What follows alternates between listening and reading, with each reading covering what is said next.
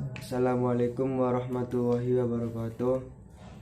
Perkenalkan, nama saya Abdul Qadir dari Teknik Informatika Reguler B. Ya, di sini saya akan mempresentasikan pasca kemerdekaan. Pancasila merupakan ideologi bangsa Indonesia, menjadi acuan hidup di setiap sendi-sendi kehidupan masyarakat Indonesia. Pancasila lahir sejak 1 Juni 1945 atas pemikiran panjang I.R. Soekarno beserta seluruh anggota BPUPKI. Dalam pelaksanaannya, Pancasila sebagai ideologi kehidupan bangsa Indonesia tentu tidak selalu berjalan mulus. Banyak ditemukan kendala hingga penyelenggaraan dalam penerapan dari masa ke masa. Selama 75 tahun Indonesia mendeklarasi kemerdekaannya, terdapat 3 masa inti yang telah Indonesia melewati, yakni masa Orde Lama, masa Orde Baru, dan masa Orde Reformasi hingga saat ini. Berikut akan dijelaskan penerapan nilai-nilai Pancasila dari masa ke masa. Masa Orde Lama terjadi selama 20 tahun lamanya, dimulai sejak proklamasi kemerdekaan Indonesia pada tahun 1945 hingga berakhir di tahun 1966. Dalam masa Orde Lama ini terdiri atas 3 periode penerapan Pancasila tahun 1945 sampai 1950. Tahun 1950 sampai 1959. Kemudian tahun 1956 sampai 1965. Pada awal-awal kemerdekaan terdapat beberapa oknum yang sengaja ingin mengubah ideologi Pancasila sebagai dasar hidup bangsa Indonesia melalui beberapa pemberontakan. Salah satu adalah pemberontakan Darul Islam atau Tentara Islam Indonesia atau dikenal sebagai TIII yang dipimpin oleh Sekar Maji Marijan Martosuwiryo. Ia membentuk NII. Tujuan utama didirikan Negara Islam Indonesia atau NII adalah untuk mengganti Pancasila sebagai dasar negara dengan syariat Islam. Namun akhirnya usaha penggantian tersebut dapat digagalkan.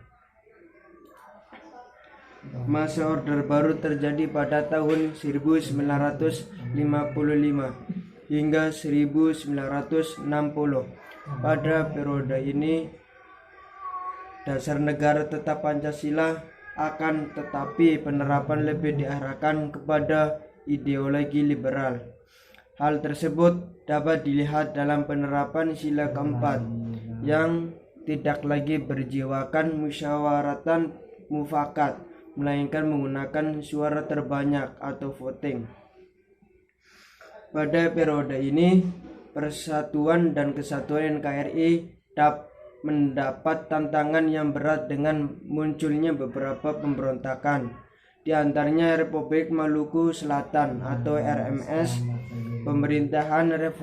Pemerintah Revolusioner Republik Indonesia atau PRRI, dan Perjuangan Rakyat Semesta atau Permestra yang ingin berusaha melepaskan diri dari NKRI.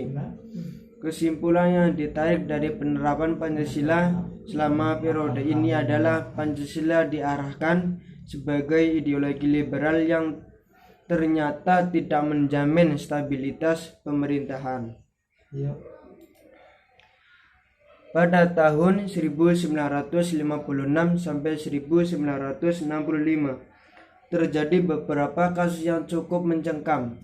Lagi-lagi PKI berusaha untuk menggeser ideologi Indonesia yang akan digantikan dengan ideologi komunis, hingga meletuslah tragedi G30S atau PKI yang dipimpin oleh D.N. Aidit. Masa Orde Baru Masa Orde Baru dalam pemerintahan dimulai dengan masa transisi yang singkat, yaitu pada tahun 1966 sampai 1968. Jenderal Soeharto dipilih menjadi Presiden Republik Indonesia, era yang kemudian dikenal sebagai Orde Baru. Dengan mengusung konsep demokrasi Pancasila, Soeharto dikenal sebagai tokoh utama masa Orde Baru. Prestasinya mampu membubarkan PKI dari kancah politik Indonesia yang cukup mengancam stabilitas nasional.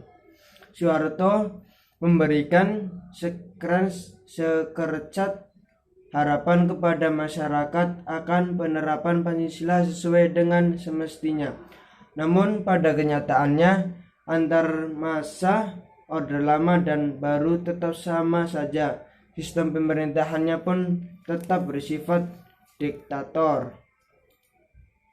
Masa reformasi.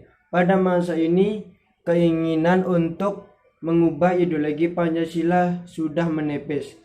Masyarakat lebih dihadapkan dengan gaya hidup bebas, mengikuti perkembangan zaman, disertai dengan munculnya globalisasi. Masyarakat, terutama generasi muda, tidak terlalu memperdulikan penerapan Pancasila dalam kehidupannya. Hal yang cukup dikhawatirkan adalah jika munculnya kehadiran ideologi lain yang berhasil disusupi oleh kemajuan teknologi saat ini dan berhasil menaruh hati kepada generasi muda. Ya, cukup sekian dari presentasi pasca kemerdekaan dari saya. Apabila ada kesalahan, saya meminta maaf yang sebanyak-banyaknya. Cukup sekian dari saya. Wassalamualaikum warahmatullahi wabarakatuh.